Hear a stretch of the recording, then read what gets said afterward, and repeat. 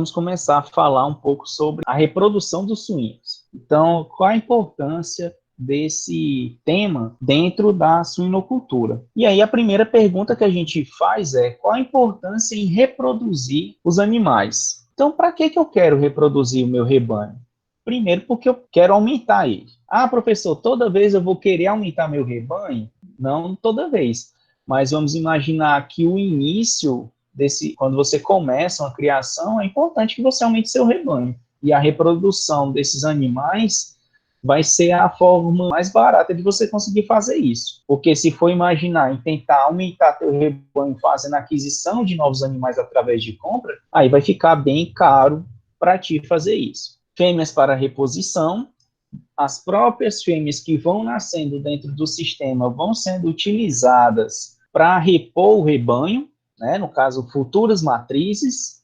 Ah, professor, e por que não futuros reprodutores? Porque aí o reprodutor ele já vai ter um probleminha, que é a questão de ser parente. E aí não é muito aconselhável a gente usar um reprodutor nessa condição, de ser pai ou irmão das fêmeas que estão lá utilizadas para reprodução. Animais para o abate, né, no caso, uma das principais formas, né, no caso dos principais objetivos que a gente utiliza a criação de suínos é o uso desses animais para o abate, então se torna um dos objetivos da reprodução, eu ter mais animais para direcionar para essa finalidade, a seleção genética, a partir do instante em que eu tenho um maior número de animais dentro do meu rebanho, eu começo a ter uma maior capacidade de identificar aqueles que apresentam melhor desempenho, aqueles que têm uma melhor condição de resistência a doenças, de tolerância ao ambiente, e aí esses animais é que vão ser os animais mais interessantes a fim de fazer um trabalho de melhoramento genético, aumentar o lucro da fazenda,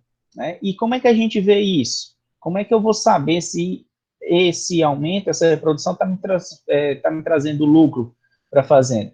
Através dos índices de produtividade. O que seria esse índice de produtividade? Quantos quilos de suíno vendido por cada matriz eu estou tendo ao ano? Quanto maior for esse valor, mais receita eu estou gerando para a fazenda. E aí, a partir do instante que eu tenho uma maior fazenda, eu posso sim ter um maior lucro. Não é regra, toda vez que eu tiver uma maior receita, eu tenho um maior lucro, mas a tendência é que isso possa acontecer.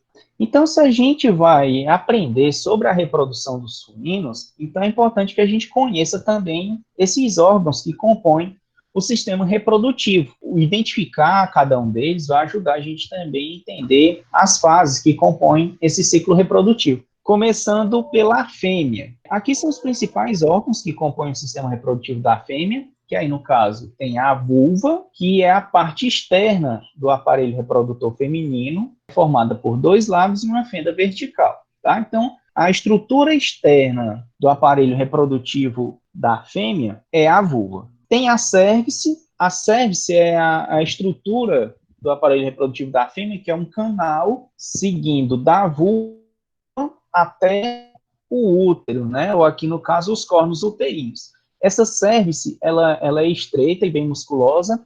Dependendo da espécie animal, ela apresenta formatos diferentes, tá? Em alguns animais, ela segue de uma forma bem reta, e em outras espécies, ela pode ter uma aparência sinuosa, vamos dizer assim, ela é desencontrada. Por exemplo, em ovinos. Tanto que inseminação artificial em ovino já é uma condição bem mais complicada do que para bovino, para caprino ou até para suíno mesmo. Para suíno a gente vai ver que tem uma condiçãozinha que é importante levar em consideração também para que a inseminação ocorra de uma forma adequada. Os cornos uterinos, que aí eles seguem, né, o corpo do útero, que aí é onde os embriões vão se desenvolver, e os ovários, que aí é a estrutura em que vai fazer a produção dos óvulos. E aí aqui nessa imagem, a gente consegue ver isso. Então, a gente vê aqui, ó, no 7, a vulva, que seria essa estrutura externa, ela segue aqui por esse canal, que é a a cérvice, vocês estão vendo aqui, ó, a cérvice. Seguindo na cérvice, aí vocês olham que interessante, ó, esse formatinho meio ondulado, que isso pode comprometer um pouco durante a inseminação, tem que ter um cuidado com relação a isso, e daí a particularidade do formato do pênis do suíno, que aí é justamente para ele ter uma capacidade maior de atingir essa porção aqui da cérvice. Essa região aqui são os cornos uterinos, onde os embriões vão ser desenvolvidos. Então, no caso, ocorre a produção dos óvulos aqui no ovário. Esses óvulos, eles são conduzidos aqui para os cornos uterinos, e no momento em que há a deposição de espermatozoide aqui dentro da cérvice, esses espermatozoides eles vão nadar até aqui na região dos cornos uterinos, onde eles vão fertilizar os óvulos que estiverem presentes, e aí, a partir daí, ocorrer a formação do embrião e o desenvolvimento dos futuros leitõezinhos. Então, essas 4 estruturas são as estruturas mais importantes que vocês devem conhecer do trato reprodutivo da fêmea. E com relação ao macho, o que a gente tem, né, de estrutura reprodutiva? Um dos principais, né, o principal órgão são os testículos, e aí vocês viram, né, que os testículos dos reprodutores, né, de suíno ficam no saco escrotal e na parte posterior do animal. Tem um tamanho bem grande, né, comparado a outras espécies, e muito disso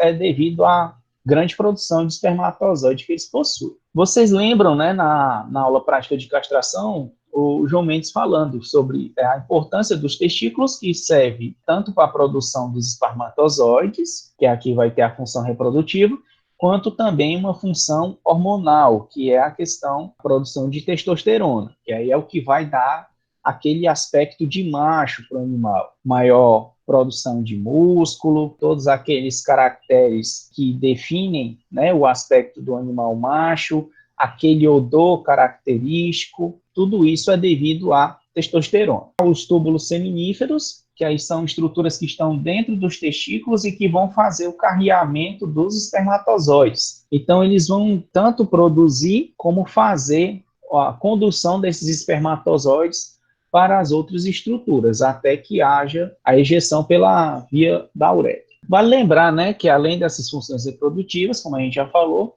os testículos e os ovários eles vão ter essas funções endócrinas, que aí vão estar tanto responsáveis pela regulação, como também pela organização do processo reprodutivo.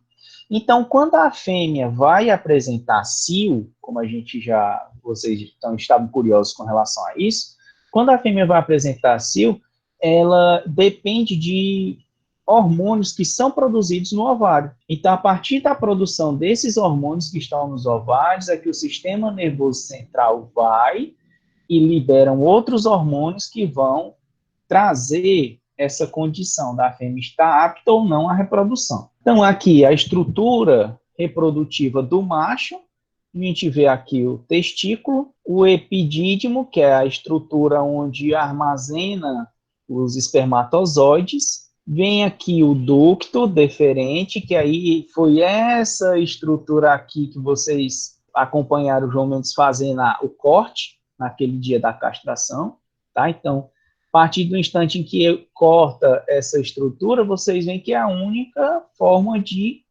contato que o testículo tem com o restante do organismo. Então, a partir do instante que cortou essa ligação, que vocês viram que tem muitos vasos sanguíneos, acaba o contato com o testículo. E aí o testículo deixa de funcionar. O animal está castrado. Aqui no caso do animal inteiro, então, esse ducto deferente, ele carrega esses espermatozoides até chegar aqui na uretra. E aqui o pênis do animal. Acho que vocês já devem ter ouvido falar ou visto, quem tiver suíno por perto, que o pênis do suíno ele tem uma forma tipo a de um parafuso. A estrutura da cébice da marrã, né, da matriz suína, ela apresenta esse formato meio ondulado. Então, vamos imaginar que o pênis do suíno ele foi formado para se encaixar perfeitamente dentro dessa estrutura.